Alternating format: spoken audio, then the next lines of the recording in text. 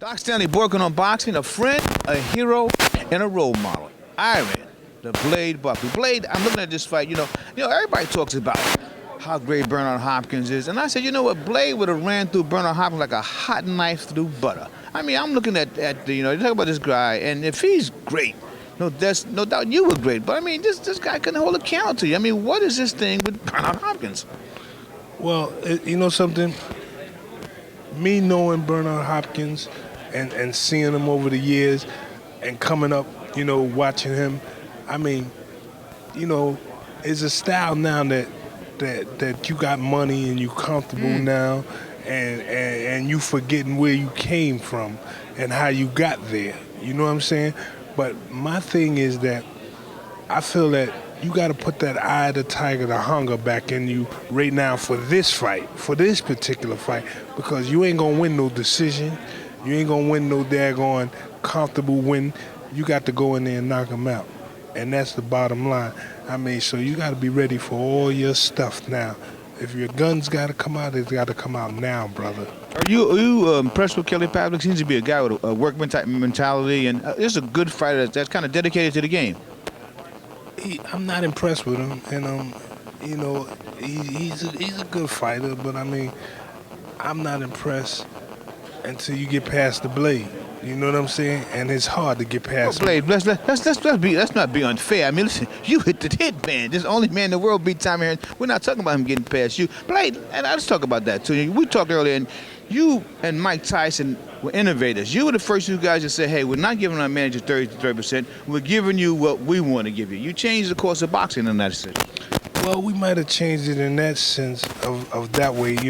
I mean, we changed the course in that sense, but now it's gotten even greater now because you see that we changed it and they take advantage of it now. They reap all the benefits and all the glory on it, because I mean to get where they at now, y'all are new, prodigies. I'm not knocking them. I'm glad that fighters got more business-wise and savvy to be able to control their own destination now, But the fact that you can control it, you should reach back now and show some of these young brothers how to do it and how to continue on, or link up and help pull up one of them and say, come on, and pull up some of these old jacks, you know what I'm saying? Pull up some of these old brothers to work in your organizations,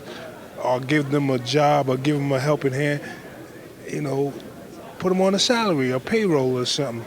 I mean, but, they not in the business of doing that, so. Well, that's the mindset. Blade, one last question. What fight were you at your absolute best? The one fight that you were just perfect? That's a hard question to ask me. Oh, you had a couple of them like that? Because I was at my best at basically all my top fights. With Nigel Benn, even though that situation happened the way it happened. Tommy Hearns, I've been at my best. Roberto Duran, I've been at my best. Wow, yeah, that's like you dedicated to Davey Moore. I mean, even the fights coming up way before that, when I fought guys like Mike Tenley and Robbie Sims in my earlier days. So I was at my best at all my fights. So. And today is even just amazing, that I can look and say, wow, I've come a long way. Would like to go even a little further, but, that's only God's plan. And I mean, if it's His will to do so, I will. All things in time. Doc Stanley working on boxing, Arum the Blade Barkley, the man who hit the hitman twice. Okay, Doc Stanley working on boxing, a legend, a role model, a friend, Bob Ram. Bob, you talked, when Kelly won that championship, that was one of the biggest nights of your life. Well, it was certainly in boxing. It was certainly a high point for me, yes. He's been a model champion. I mean, the way he carries himself, but more importantly, he continues to win. That's correct, and I think that the way he carries himself is very important. He's the same now as he was before he was recognized as the middleweight champion, and that says a lot, There's no airs about him. There's no bling around his neck. You know, he's the same Kelly Pavlik he was then. Reminds me a lot of Ali. You know, time for autographs, knows how to handle the media. Just a class act. Yeah, exactly. There are guys, Hagler, Ali. I mean, Marvin was just like that. Marvin never changed once he won the title. You get guys like that, and they really make you feel good because you know that they're grounded and it doesn't go to their head, and they're just nice people. Ali was, you know, I was around Ali for 25 fights, and he was the same at the beginning as he was at the end. Yeah, that great line of him, service to others is meant to pay for your expenses. Bob, I know you got to run. It's always a pleasure, Bob. Thanks so much. Thank and you know what? We'll say hello to Jim Brown. Yeah, you see Jim, he looked like an old man. He looks older than I am. I know. You saw him when he was on television. Yeah. Bob, thanks a million. God bless you.